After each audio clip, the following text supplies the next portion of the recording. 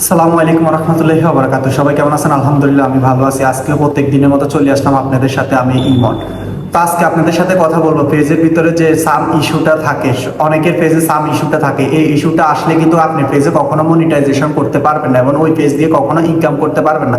আর ওই পেজ দিয়ে যদি ইনকাম করতে হয় তাহলে আপনি যে প্রোফাইলের ভিতরে যে প্রোফাইল হ্যাজ সাম ইস্যু থাকে এটা আপনি আগে রিমুভ করতে হবে।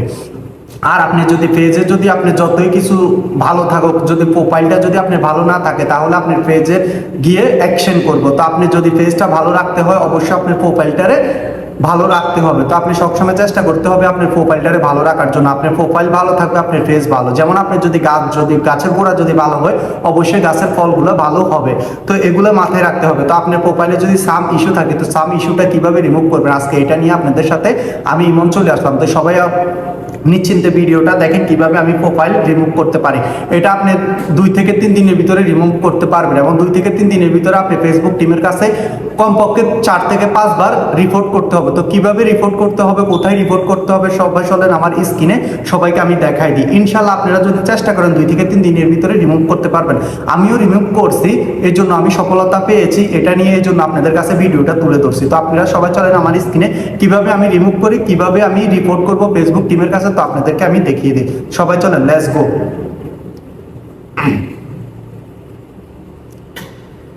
তো গাইস এই জন্য সবাই প্রথমে আপনারা চলে যাবেন আমাদের যে ফেসবুক অফিসিয়াল অ্যাপস আছে, ফেসবুক অফিসিয়াল অ্যাপসের ভিতরে চলে যাবেন।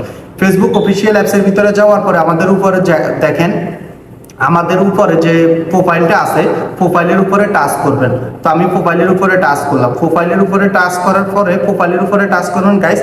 প্রোফাইলের উপরে টাচ করার পরে উপরে যে 3 ডট একটা আছে 3 ডটের উপরে টাচ করবেন। 3 ডটের উপরে টাচ করার পরে গাইস দেখেন এখানে কপি প্রোফাইল লেখা আছে, আপনি কপি প্রোফাইলটা করে নেবেন। আপনি কপি লিঙ্কটা করে নেবেন। কপি লিঙ্কটা করে নেওয়ার পরে এখান থেকে সরাসরি বাইরে যাবেন।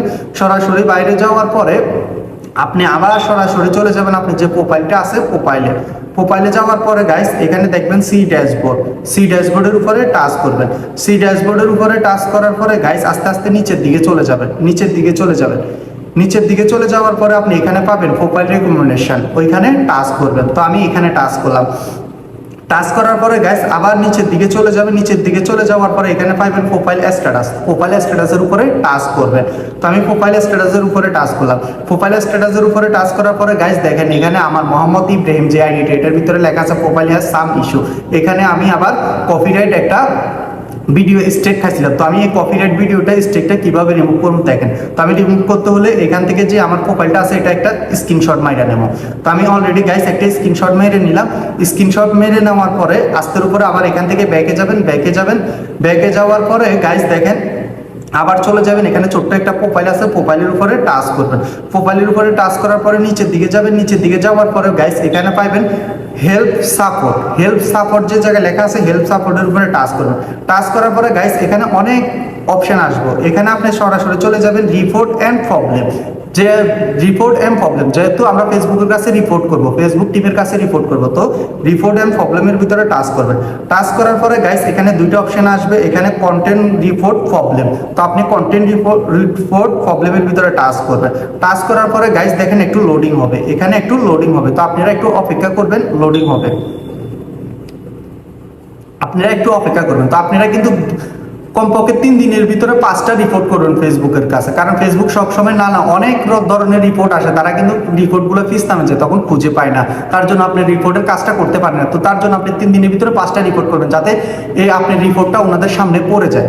তো গাইস দেখেন এখানে ইনক্লুড যে অপশনটা আছে ইনক্লুডের উপরে টাচ করবেন। তো আমি ইনক্লুডের উপরে টাচ করলাম। টাচ করার পরে গাইস দেখেন এখানে একটা পেজ চলে আসবে। এই পেজের ভিতরে অনেকগুলো অপশন আসবে। তো আপনি যদি পেজে কাজ করতে চান দেখেন এখানে পেজ লেখা আছে গাইস, পেজের ভিতরে টাচ করবেন। আর যদি প্রোফাইলে রিপোর্ট করতে চান তাহলে এখানে প্রোফাইল লেখা আছে, প্রোফাইলের উপরে রিপোর্ট করবেন। তো আমি যাদের প্রোফাইল নিয়ে কাজ করতেছি আমি প্রোফাইলের উপরে টাচ করব। প্রোফাইলের উপরে টাচ করার পরে গাইস দেখেন এখানে একটা ইন্টারফেস আসবে। এখানে আপনি আবেদন করতে হবে, বেকুল আবেদন করবেন। আপনি ভুল হয়েছে, আপনি ভুল করে ভিডিওটা আপলোড করছেন বা করছেন, ভুলের কারণে হয়ে গেছে, তো আপনি তাদের কাছে ক্ষমা চাইবেন যাতে আপনার রিপোর্টটা তুলে নেয়। তো আমি দেখেন একটা আগে থেকে আমি একটা লিখে রাখছি গাইস। তো আমার লেখাটা আমি এখানে ইন্টারফেস করে দিব। দেখেন আমি ইন্টারফেস করে দিছি। ইন্টারফেস করে দেওয়ার পরে গাইস দেখেন এখানে আপনি যাদের প্রোফাইলে কাজ করতেছেন আপনি এখানে প্রোফাইল লিখবেন।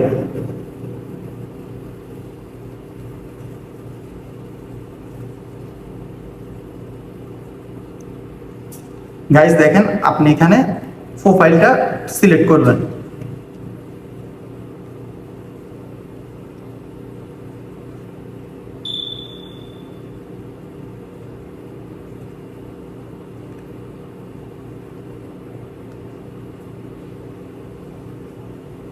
আপনি যে প্রোফাইলটা লিংক লইছেন ওই প্রোফাইলটা এখানে পেস্ট করে দিবেন।